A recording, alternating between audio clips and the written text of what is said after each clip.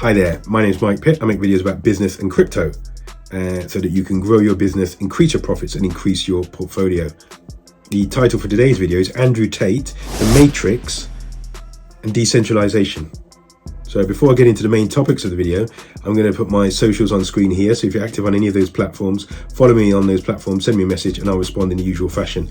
Before I get into this, I just want to give you a couple of disclaimers. I've got a cold. So I'm wearing a hoodie and I'm trying to just battle this cold that's in my system, and so my voice might not be as clear and perfect as it usually is. Apologies for that. I've chosen to take a no excuses approach and make the video anyway, rather than leaving it for a few days and then coming back to it. So let's get into the main meat of this video. Andrew Tate.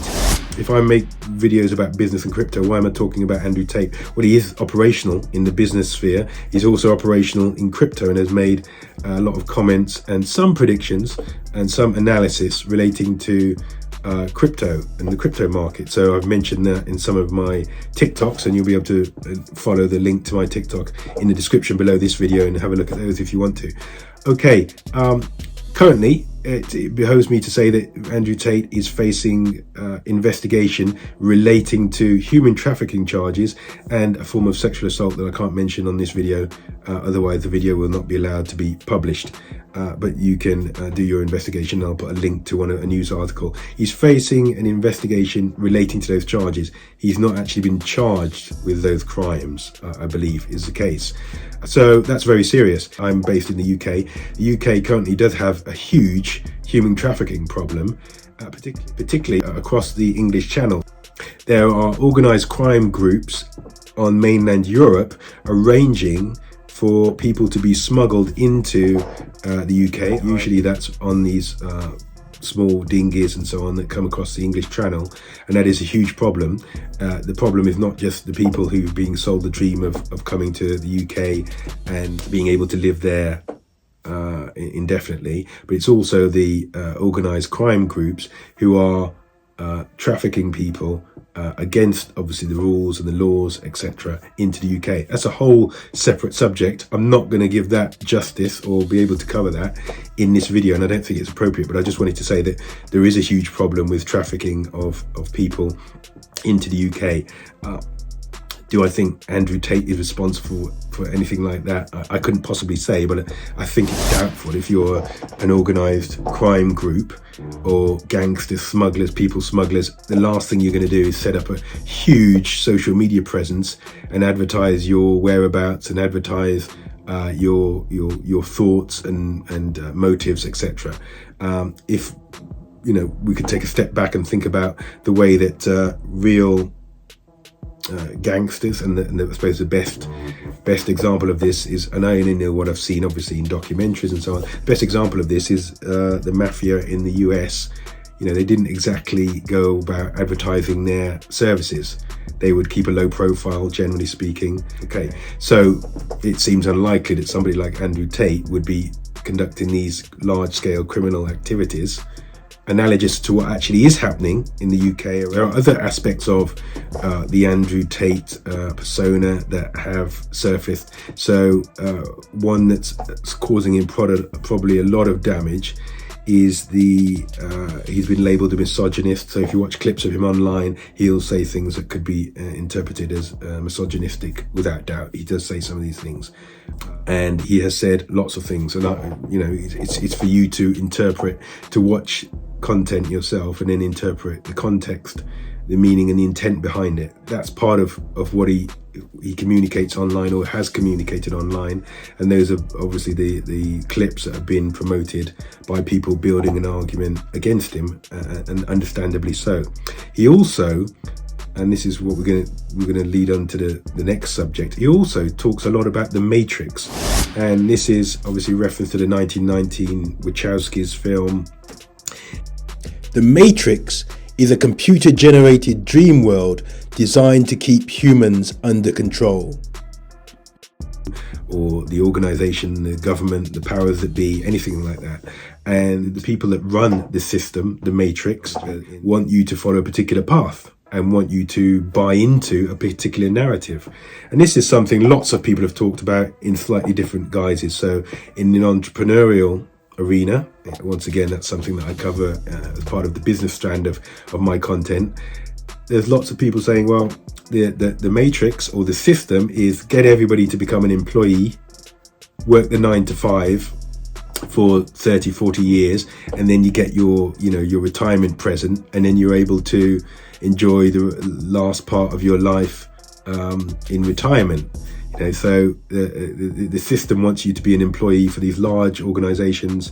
You don't really have a lot of freedom, and then you need to speak to your colleagues and ask their permission to be able to go on holiday. So the whole entrepreneurial community was against that, and they wanted to build their own and have built their own businesses and endeavors that give them an element of financial freedom, but also time freedom to work from anywhere.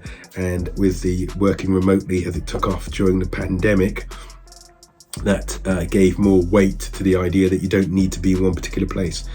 So this whole matrix idea is that the system wants you to do what they want you to do, and they want you to believe what they want you to believe.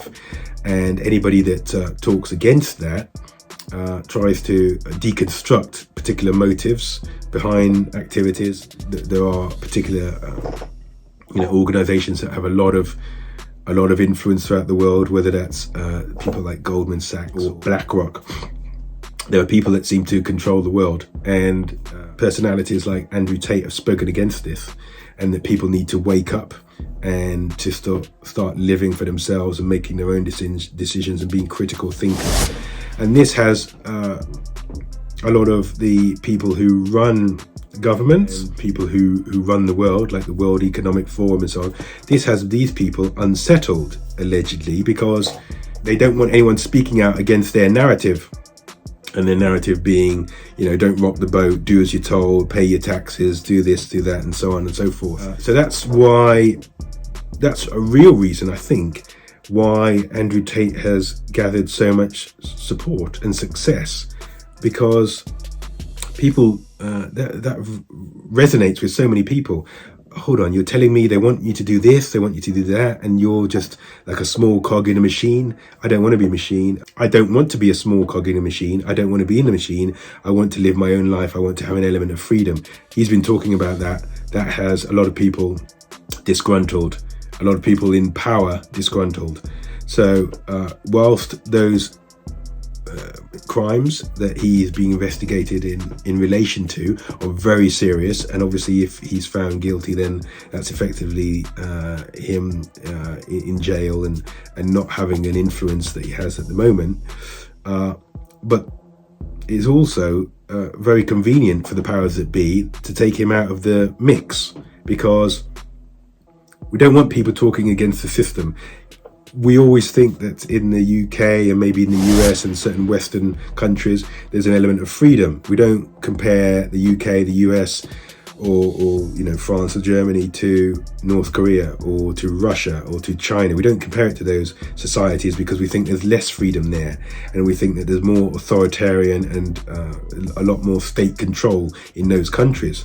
It could be that the control exercised by the state is done more subtly in the countries that we live in, UK, US, France, Germany, etc. So bringing attention to the way that certain things are organized and motives behind what you're being told, and the fact that you need to question everything and question the sources. There's a lot of people with a vested interest in not having that message promoted.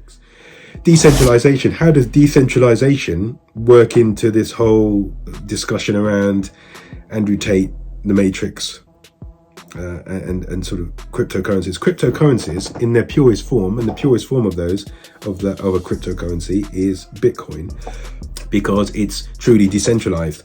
There are over 21,000 cryptocurrencies in existence today.